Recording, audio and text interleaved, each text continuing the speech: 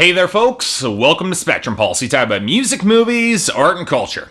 And today we're going to be talking about the sophomore album from Imagine Dragons, titled Smoke and Mirrors. So as many of you probably know, I listen to a fair bit of rock music. And since plenty of you also probably follow Billboard Breakdown, you're all probably aware that we don't get a lot of rock music on the charts anymore. It's been declining for years now, really since the 90s, but ever since post-grunge had its last gasp a couple of years ago, most of the rock that lands on the radio nowadays is indie flavored or so gutless they've been laughed off the radio in the late 80s when hair metal was at its most poppy. As it is now, if I'm being charitable, we might have maybe 8 rock songs out of 100 on the Hot 100 right now. And on some level, I gotta be honest, it makes me a little bit sad, especially considering it's been like this for quite some time. But you know what, going back to 2012, when I heard It's Time by a relative unknown Imagine Dragons, I didn't care that it was only on the charts thanks to Glee and that the production was a little bit colorless. It was an indie rock song that landed on the Hot 100. I took what I could get. It's Time landed on my 2012 best list, and it is a good song, and the massive follow-up Radioactive landed on my list in 2013. I'm not gonna say that either song is fantastic or all-time special, and I would have preferred to hear Queens of the Stone Age on the radio than them, but then again, there weren't many other options on the radio at that time, especially pop radio. But I was more curious about the band, so I did pick up their debut album, Night Visions, and you know what, for the most part, I actually liked it. Lead singer Dan Reynolds had a lot of presence and power that reminded me a lot of Bono in a good way. The lyrics were reasonably solid, albeit a little bit basic and overly broad, which you kind of expect in arena rock, and the anthemic quality of many of their tracks really did stick with me. I liked that album. But let's be honest, it hasn't exactly aged well, mostly thanks to the monochromatic production courtesy of hip-hop producer Alex the Kid. Many of the guitars were crushingly dreary, the percussion was overemphasized, which has been a problem in pretty much all rock and pop music the past few years, and the fact that the album is a composite of 3 different EPs and a few scattered other tracks really does work against it in terms of cohesion. In other words, I was definitely curious where their band was going to go with their sophomore record, Smoke and Mirrors. Half because the band was saying they were going in more of a rock direction, and the singles seemed to be reflecting some of that. But then again, it's also getting produced by Alex the Kid, who I've never really been impressed with as a whole as a producer. So okay, I checked out the album. What Imagine Dragons managed to deliver? Honestly,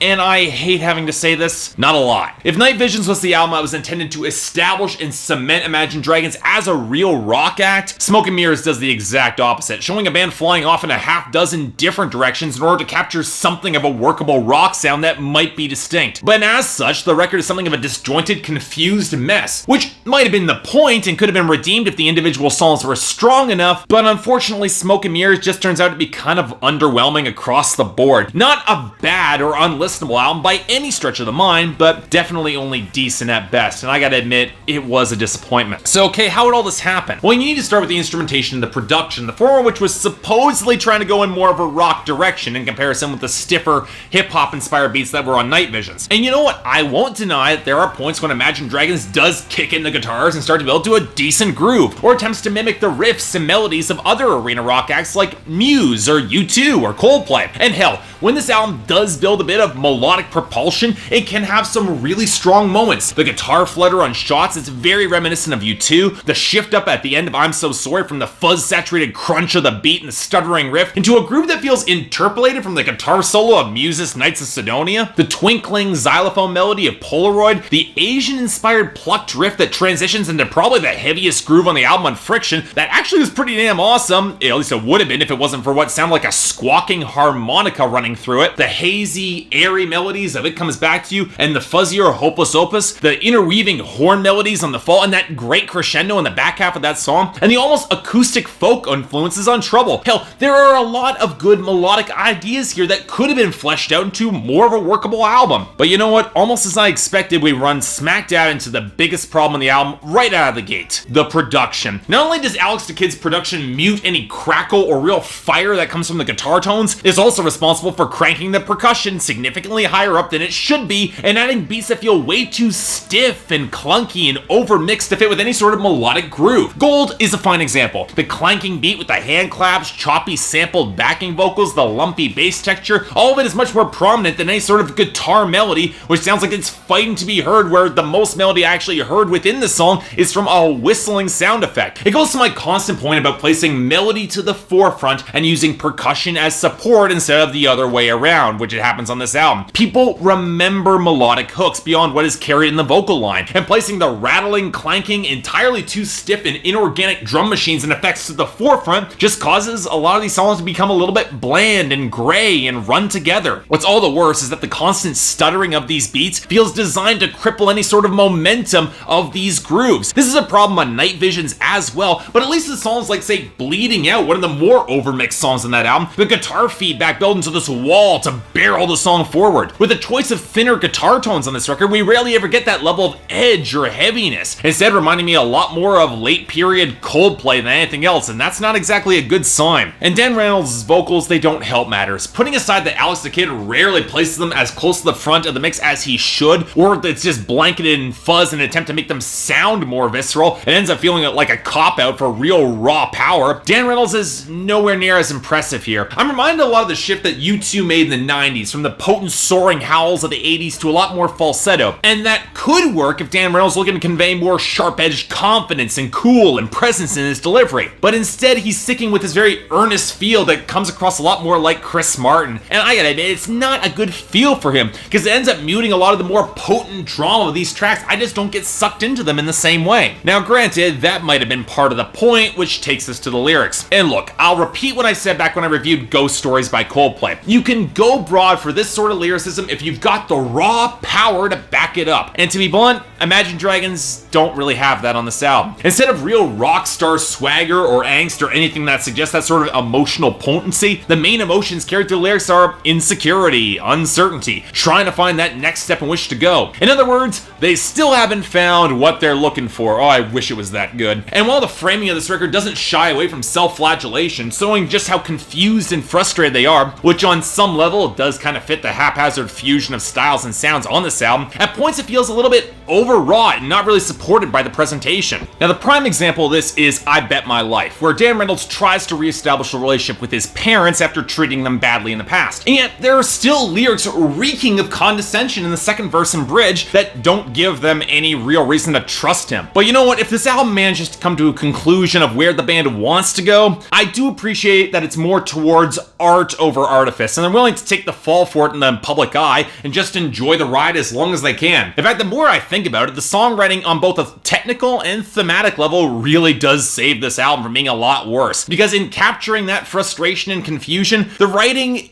it does work for me, even if the delivery doesn't work nearly as well. So yeah, in the end, Smoke and Mirrors is a transitional sophomore slump. But given that Imagine Dragons seem to have an excess of ideas of where to go, it's not exactly surprising. As I said, there are a lot of moments here that I did really like, but it's mostly just moments, nothing that actually materializes into songs that really managed to grip me without some unfortunate qualifications, mostly in the production. I can see this album playing well in an arena without the need for stiffer studio production and backbeats, which I guess is part of the point, but as it is here on this album, I'm giving this record a 6 out of 10 and only a recommendation to fans of the band, and even then it's probably underwhelming. I will say that this album does give me a little bit of hope that Imagine Dragons might choose to go for something a little bit more experimental and an interesting direction on later albums. It's just a shame they had to spend this one making up their mind and figuring all that out. So yeah, take it that what it's worth. So yeah, thanks a lot for watching. If you'd like to like and subscribe, I'd be more than grateful. If there's anything else you want me to review coming up, then there's anything else I might be able to do to improve my presentation,